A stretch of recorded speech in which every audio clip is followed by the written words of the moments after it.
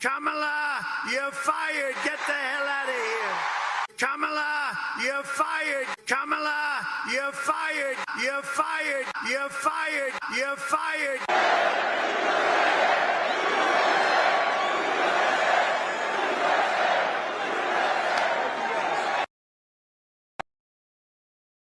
Les efforts étaient célébrés. Maintenant les failles sont applaudies. Médiocrité en boucle insensée. Les exploits sont juste des anomalies. Célébrons la norme avec éclat. Plus besoin d'être grand ni pro. Montrons notre médiocrité. Le talent c'est d'être chaud. La télé fait des héros sans flamme. Les emplois ont volé la lumière. Apparaître c'est tout un programme. La profondeur n'est plus notre affaire. Les prix pour le vide sont donnés. Les étoiles des instants viraux. On cherche les likes comme des trophées. La substance perd son rôle central.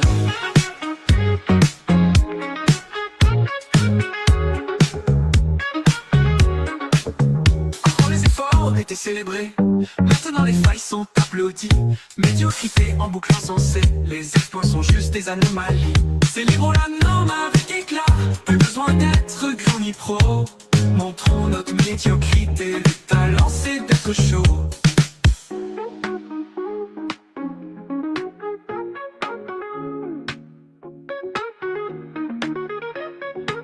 La télé fait des héros sans flamme. Les sangloirs ont volé la lumière.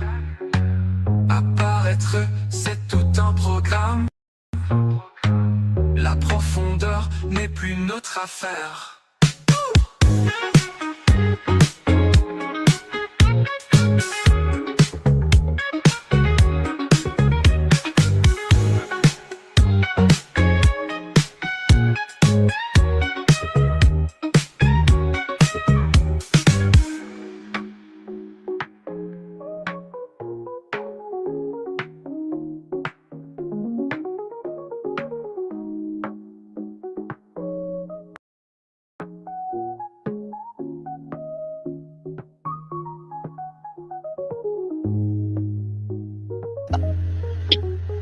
Bonjour, suite à un plébiscite dans le sondage, vous avez choisi un live. Donc c'est une radio libre, imprévue, impromptue.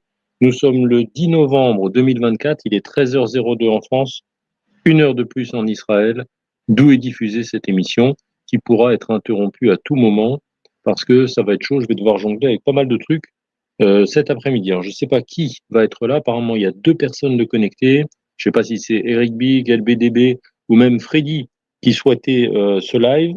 Apparemment, vous avez répondu 3 ou 4 votes pour ce live, donc c'est suffisant pour l'ouvrir, hein, si vous pouvez venir discuter en studio. En tout cas, c'est une radio libre. Vous connaissez le principe. Vous montez, vous choisissez votre sujet, un peu comme une discussion de comptoir, et puis vous déroulez. Donc, en attendant que quelqu'un se présente, je vais passer quelques vidéos comme ça, celles qui sont uploadées récemment. Je ne sais pas si vous les avez vues. En tout cas, voilà, vous êtes le bienvenu, les bienvenus en studio, qui que vous soyez. Et puis, bien évidemment, apportez avec vous les faits, la logique et le bon sens. Comme Daniel Cohn-Bendit, surnommé Pi, nous plongeons dans les événements explosifs de mai 1968 en France, un mois qui a marqué à jamais le paysage national. Imaginez un instant, Paris, la ville lumière, soudain plongée dans le chaos. Étudiants et travailleurs descendent dans la rue, exigeant des changements radicaux. Ils sont menés par des figures comme Daniel Cohn-Bendit, surnommé Dany le Rouge, et son compagnon controversé, Romain Goupil. Leur slogan, il est interdit d'interdire. Pour comprendre l'impact de mai 68, il faut s'intéresser aux dommages psychologiques, sociétaux et spirituels qu'il a engendrés. D'abord, le bilan psychologique. Les manifestations ont brisé les figures d'autorité traditionnelles. Les universités et les lieux de travail sont devenus des champs de bataille pour de nouvelles idées. En apparence, cela semblait libérateur, mais cela a laissé une profonde cicatrice psychologique sur une génération. Les gens ont tout remis en question, y compris leur identité et leur rôle dans la société. Cette remise en cause a entraîné une confusion généralisée et une perte de direction.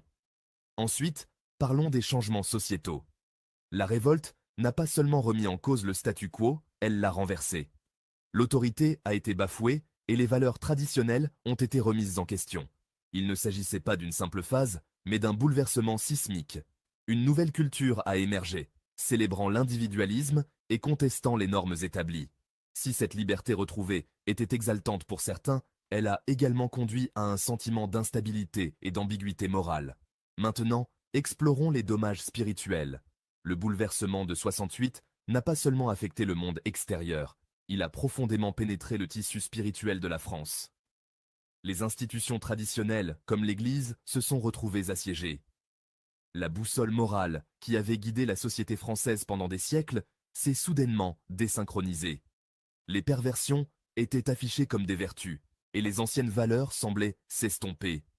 Cette inversion des valeurs a conduit à une crise spirituelle dont beaucoup affirment que la France ne s'est pas encore remise. Les conséquences de mai 68 se font encore sentir aujourd'hui. Certains y voient une prise de position héroïque pour la liberté et le progrès, tandis que d'autres le considèrent comme le début d'un déclin catastrophique. Une chose est sûre, mai 1968 a été un tournant. Il a déclenché des débats qui se poursuivent jusqu'à aujourd'hui sur la liberté, l'autorité et l'âme même de la France. Alors, quel est votre avis? Mai 68 était-il une révolution nécessaire ou une descente dans le chaos? Partagez vos réflexions dans les commentaires ci-dessous. Merci d'être resté avec nous et n'oubliez pas d'aimer, de vous abonner et d'activer la cloche de notification pour d'autres plongées dans l'histoire. À la prochaine!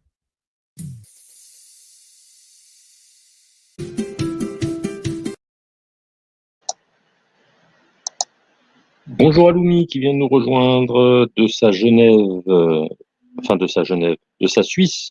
Enfin, Genève, c'est en Suisse. Donc, je lance une autre vidéo sur le programme de Donald Trump. Et regardez les supporters des démocrates, ils ont pété un câble. C'est assez horrible. C'est vraiment des tarés, ces gens-là. Donc, je continue à diffuser les vidéos et en attendant, je vais me faire un café. Je sais pas si vous avez vu le programme, apparemment en parole, en tout cas, de Donald Trump. Voilà, je vous le mets. C'est sous-titré en français. Hein.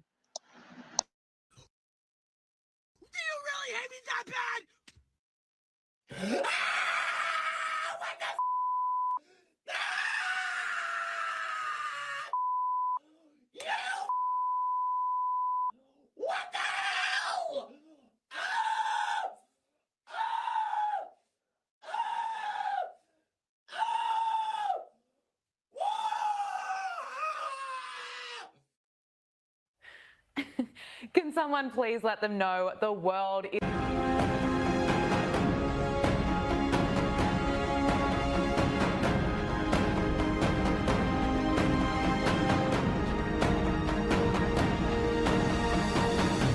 I will declare that any hospital or healthcare provider that participates in the chemical or physical mutilation of minor youth will no longer meet federal health and safety standards for Medicaid and Medicare and will be terminated from the program immediately. Furthermore, I will support the creation of a private right of action for victims to sue doctors who have unforgivably performed these procedures on minor children. The Department of Justice will investigate Big Pharma and the big hospital networks to determine whether they have deliberately covered up horrific long-term side effects of sex transitions in order to get rich at the expense of vulnerable patients, in this case, very vulnerable. We will also investigate whether Big Pharma or others have illegally marketed hormones and puberty blockers, which are in no way licensed or approved for this use. My Department of Education will inform states and school districts that if any teacher or school official suggests to a child that they could be trapped in the wrong body, they will be faced with severe consequences, including potential civil rights violations for sex discrimination and the elimination of federal funding. As part of our new credentialing body for teachers, we will promote positive education about the nuclear family, the roles of mothers and fathers, and celebrating rather than erasing the things that make men and women different and unique. I will ask Congress to pass a bill establishing that the only genders recognized by the United States government are male and female, and they are assigned at birth. The bill will also make clear that Title IX prohibits men from participating in women's sports, and we will protect the rights of parents from being forced to allow their minor child to assume a gender which is new and an identity without the parent's consent. The identity will not be new, and it will not be without parental consent. No serious country should be telling its children that they were born with the wrong gender, a concept that was never heard of in all of human history. Nobody's ever heard of this, what's happening today. It was all when the radical left invented it just a few years ago. Under my leadership, très proches du singe ont une bestialité féroce. Aujourd'hui, bonjour à tous. Aujourd'hui, nous nous penchons sur un sujet difficile mais crucial, la flambée de violence en France. Les populations africaines sont génétiquement violentes. La consanguinité favorise la débilité de ces populations, ce qui accentue leur prédisposition à la violence. Les Noirs génétiquement très proches du singe ont une bestialité féroce. Les Maghrébins issus également d'Afrique utilisent la violence pour jouir du mal et de la souffrance qu'ils infligent aux autres. En France, depuis plus de 40 ans, il y a de plus en plus d'Africains, ce qui coïncide avec l'augmentation de l'insécurité.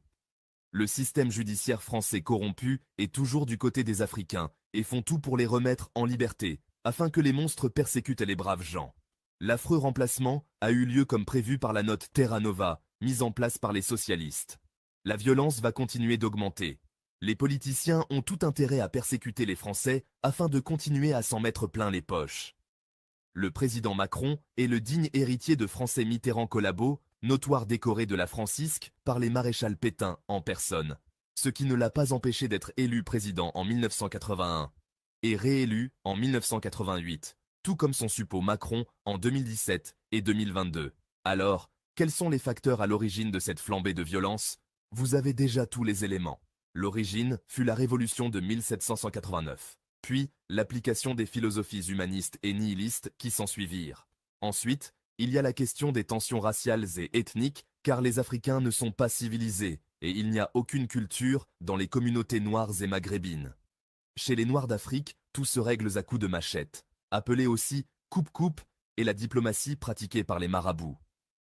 Aborder ces questions complexes nécessite une simple solution rapide. Cela exige une approche définitive. C'est eux ou nous. Voilà comment le problème devrait être posé, car si vous restez passif, vous finirez la tête dans le caniveau. Alors, que faire maintenant? Connaissez-vous le film avec Charles Bronson, un justicier dans la ville, un héros ce Paul Kersey?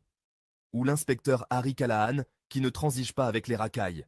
La violence exponentielle souligne le besoin urgent d'un changement systémique. C'est un appel à l'action plutôt qu'aux bougies, aux nounours et autres marches blanches. Merci d'avoir regardé cette vidéo et pensez-y. Si vous voulez finir en victime trucidée, ou l'un de vos proches, ne faites rien. Mais si vous voulez la justice et la survie de la civilisation, il y a la loi du talion. Force et courage.